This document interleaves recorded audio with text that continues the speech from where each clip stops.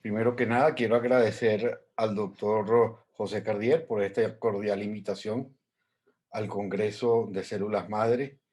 y quiero compartir con ustedes algunos puntos muy interesantes sobre la terapia celular de células madre en cirugía y clínica de córnea.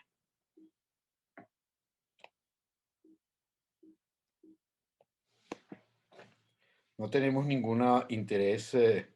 comercial con respecto a los materiales que se imparten en esta charla, ni conflicto de intereses en la información que se presenta.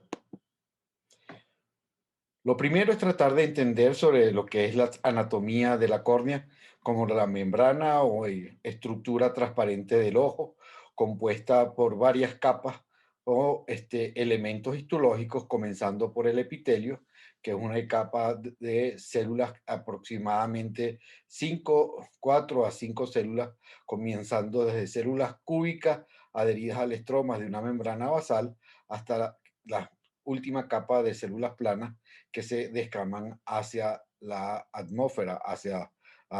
el aire. Después de ella viene la capa estromal, que es la más gruesa del ojo, y luego viene la membrana de pre-Descemet, la Descemet y el endotelio, que es la que está en contacto con el humor acuoso dentro de la estructura ocular. Esta capa epitelial, como ya les dije, es derivada del ectodermo, es un epitelio escamoso estratificado no queratinizado, muy delicado, de células basales de aproximadamente 12 micras, cuya densidad celular de aproximadamente 6.000 células por milímetro cuadrado, son células aladas, 2 a 3 capas de células y son células superficiales que terminan en microvellosidades que tienen contacto o adherencia con la película lagrimal compuesta, ya sabemos, por múltiples elementos, además de agua, electrolitos, lipoproteínas, grasa y algunos otros elementos y muy importantes. La regeneración de estas células que se van descamando hacia el aire no se hace desde la membrana basal hacia la superficie, como podríamos pensar, sino que es una regeneración centrípeta. Desde la periferia de la córnea hacia el centro se van migrando las células que se van produciendo en el limbo corneal, que luego se van a descamar hacia la intemperie. ¿Y cómo sabemos esto? Hay modelos matemáticos que nos permiten ver, marcando las células, cómo se van produciendo esta migración desde la periferia de la célula y se van llegando al centro donde se va produciendo la descamación celular. Este modelo matemático de marcadores fue realizado ya hace algún tiempo por investigadores en laboratorio con células en vivo.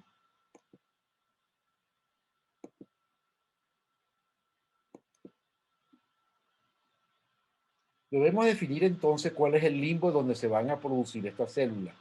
Tenemos que para nosotros los médicos que utilizamos todos los conocimientos de ustedes, los científicos de ciencias básicas, tenemos varios puntos de interés, que son el limbo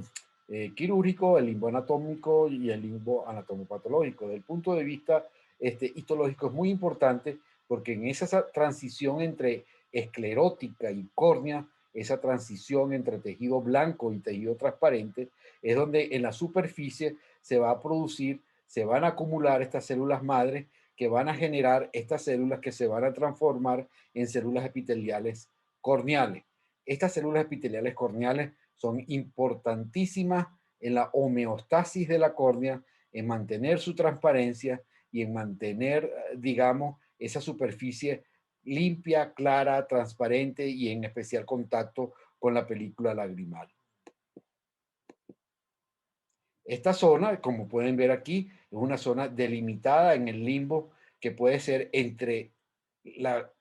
transición exacta entre lo que es el limbo y la córnea, esa transición entre lo que es lo blanco y lo transparente de la córnea, hasta una línea que está delimitada en el ángulo de la cámara anterior que abarca 1,2 milímetros medidos en la superficie aproximadamente. Cuando lo vemos en la lámpara de hendidura, en personas de color, en que zonas pigmentadas, lo podemos delimitar por una estructura que se denomina la empalizada de Vogt. En la diapositiva A pueden ver esas pequeñas líneas que están en la zona de transición entre la esclera y la córnea, que a gran aumento, como se pueden ver en la diapositiva D, se ven esas líneas continuas que son esas empalizadas, que es justo la zona de transición entre el epitelio conjuntival y el epitelio corneal, donde se van a acumular el mayor número de células madres transicionales. Estas células que se acumulan en la profundidad de esa zona de transición son las que se van a ir transformando en células epiteliales de células madres límbicas, que no son células específicas, no son células madres primarias, sino son células específicas que se van a transformar en células postmitóticas y células diferenciadas terminales, células epiteliales corneales específicamente. Van migrando desde la parte más profunda de la zona de transición de la conjuntiva y van arrastrándose hacia la zona basal, pegada a la membrana basal de la córnea, para luego ir produciendo esa transición o esa migración hacia la superficie de esa capa de 5 células que corresponde a la verdadera capa epitelial. Para nosotros los médicos es muy importante conocer esto, porque hay multitud de enfermedades que enferman, dañan y destruyen esta zona de transición. Y para nosotros, fundamentalmente en la clínica diaria, nos llama, digamos, la atención y nos preocupa y es de particular interés el tema de las quemaduras químicas y quemaduras térmicas, enfermedades como el tracoma, enfermedades como la queratitis herpética, usuarios de lentes de contacto por tiempo prolongado, toxicidad por medicamentos, inclusive algunos colirios que traen preservativos químicos, la radiación, queratitis neurotrófica, en cirugía muy agresiva o en cirugía muy traumática que puede producir queratopatía bulosa, en otras cirugías oculares e inclusive en pemfigoide ocular cicatrizal por algunas reacciones tóxicas alérgicas a medicamentos que puede ser consecuencia de necrólisis epidérmica tóxica o incluso el síndrome de Stevens-Johnson. E incluso clínicamente lo tenemos clasificado. Hay zonas en donde ya comenzamos a ver cierta alteración epitelial en donde solo un cuadrante, solamente 45 grados de ese limbo está enfermo o alterado, como en el estadio 1 que se ve en la primera diapositiva, en donde existe solamente la enfermedad de la zona de transición en un cuadrante, o en el estadio 2, donde ya más de 2 cuadrantes están enfermos y comienza a alterarse más la estructura del epitelio corneal, o en el estadio 3, en donde ya casi digamos, el 100% del limbo está totalmente alterado, se destruye la homeostasis del epitelio corneal y comienza a neovascularizarse. En el caso particular de esta diapositiva, ya vemos casos severos en donde ya no hay limbo sano, ya no hay zona de transición saludable, y por supuesto se neovasculariza, se epiteliza la superficie corneal por falta de esta zona de transición que produzca células madre. En nuestro caso en particular, nuestro próximo paciente a operar, que está en lista de espera a que el laboratorio nos pueda cultivar perfectamente un grupo de células que vamos a tomar, tenemos este paciente con un 100% prácticamente de todo el limbo quemado y destruido. ¿Y qué alternativas quirúrgicas tenemos para resolver el problema de estos pacientes? Primero tenemos, digamos, el autoinjerto de conjuntiva y limbo, en donde se toman 4 horas de limbo conjuntival, esa zona de transición. Como hemos visto, lo podemos tomar quirúrgicamente, tomarlo del ojo contralateral si está sano y trasplantarlo al ojo enfermo para poder sembrar allí limbo sano, zona de transición sano, que vuelva a producir células madre. Ese procedimiento ya fue descrito hace muchos años, como hablaremos próximamente. El segundo procedimiento que podemos hacer, que es lo que nosotros estamos empeñados en realizar con éxito, es el CLET, que es la extracción ex vivo de células madres, que puede ser con células autólogas o halogénicas, preferiblemente autólogas, llevando en laboratorio una pequeña porción de 1 milímetro o 2 milímetros, 2 por 2 milímetros de ese limbo, cultivarlo en medio especializado y luego llevarlo de vuelta a la córnea enferma, sembrarlo para que pueda regenerarse regenerarse la córnea. Y en la tercera posibilidad que se usa hoy en día con frecuencia es la expansión en vivo de células madre de trasplante autólogo. Es tomar el limbo corneal, picarlo en pedacitos muy pequeños, y luego irlo sembrando en la superficie corneal y cubrirlo con membrana amniótica. Hay una cuarta y última posibilidad que se ha implementado, que es el trasplante de células epiteliales cultivados de la mucosa oral, que también funciona, pero recuerden que la mucosa oral tiene características epiteliales algo distintas a la característica epitelial de la córnea. Ese primer procedimiento de trasplante de limbo ya fue descrito en 1964 por José Ignacio Barraquer, un hombre genial que ya había descrito la mayoría de los procedimientos quirúrgicos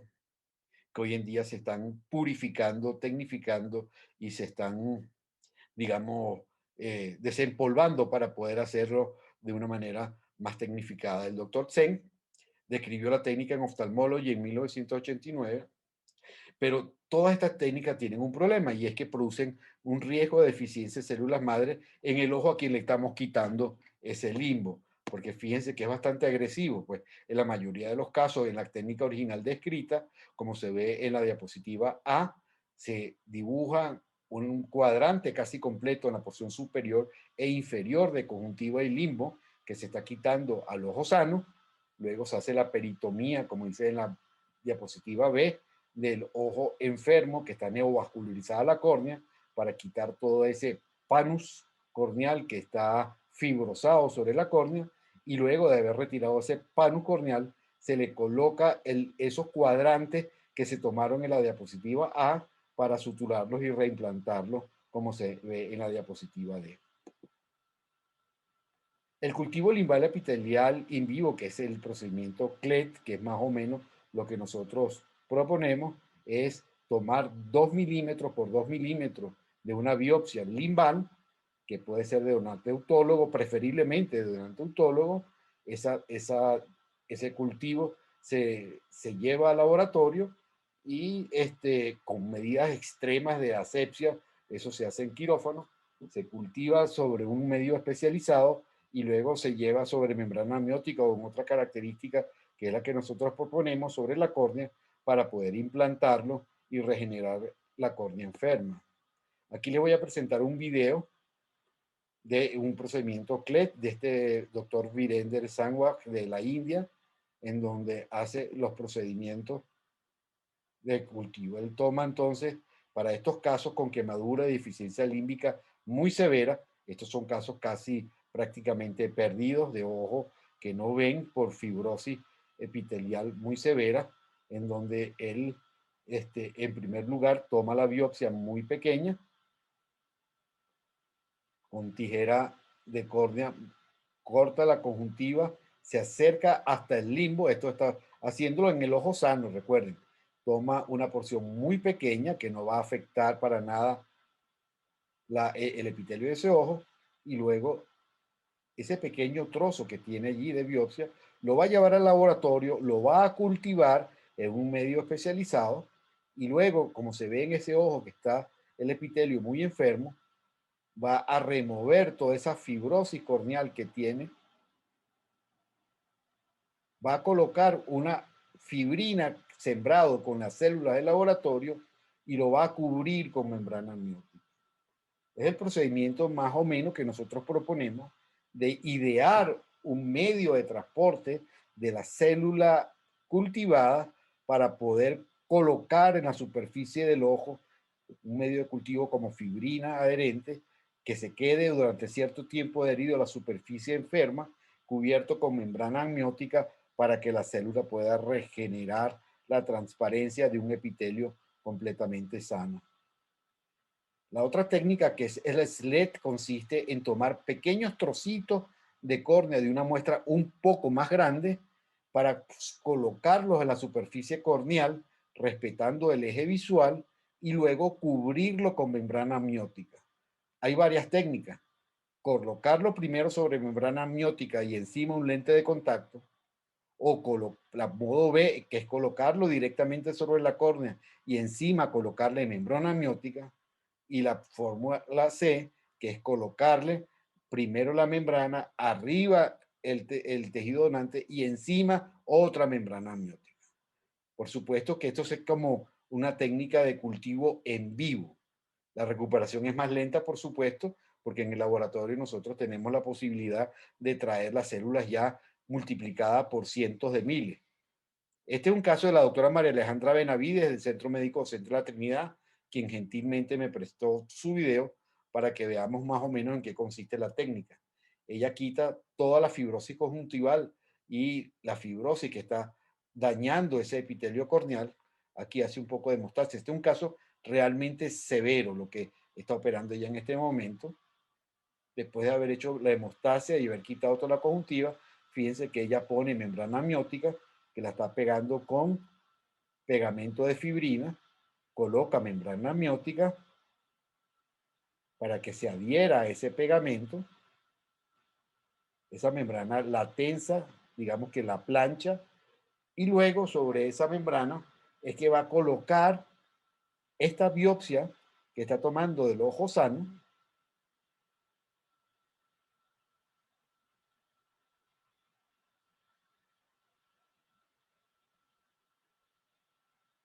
Fíjense que la biopsia lleva en profundidad cierta cantidad de estroma.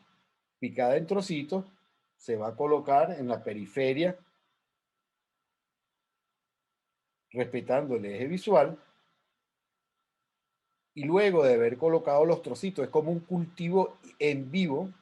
de pequeños trocitos de la zona límbica,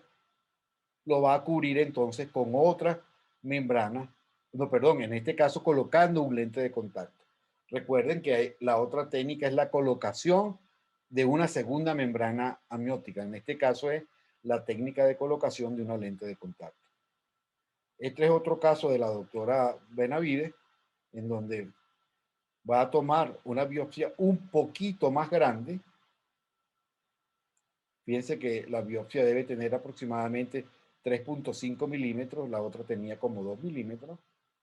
Y una vez que ha tomado la biopsia,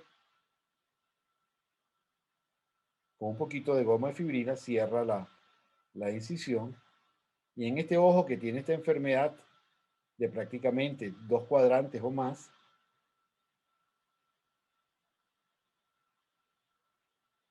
hace la peritomía, coloca la membrana amniótica.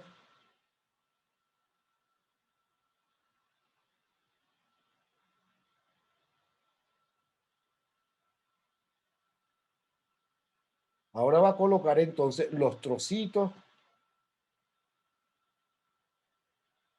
del limbo.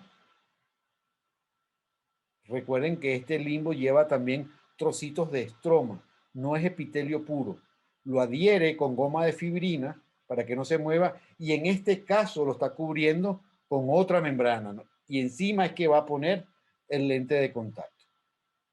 Después que pega bien con fibrin glue, bien toda la periferia de la conjuntiva y está terminada la cirugía, para protegerla es que coloca un lente de contacto.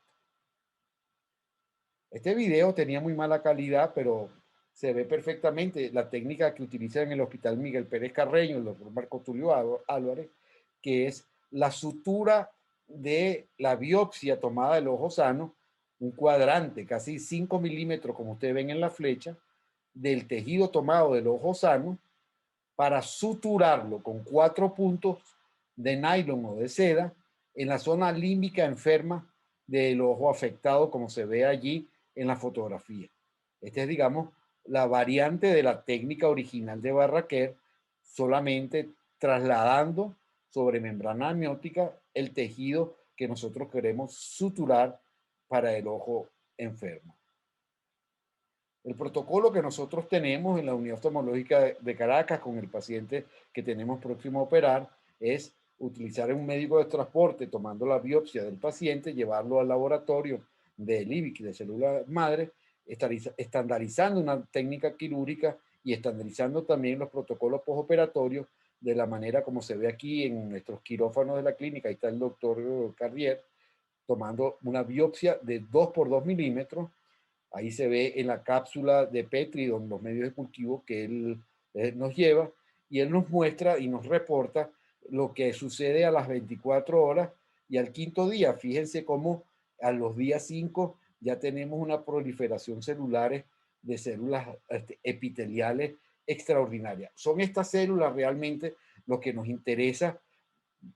mm, sobremanera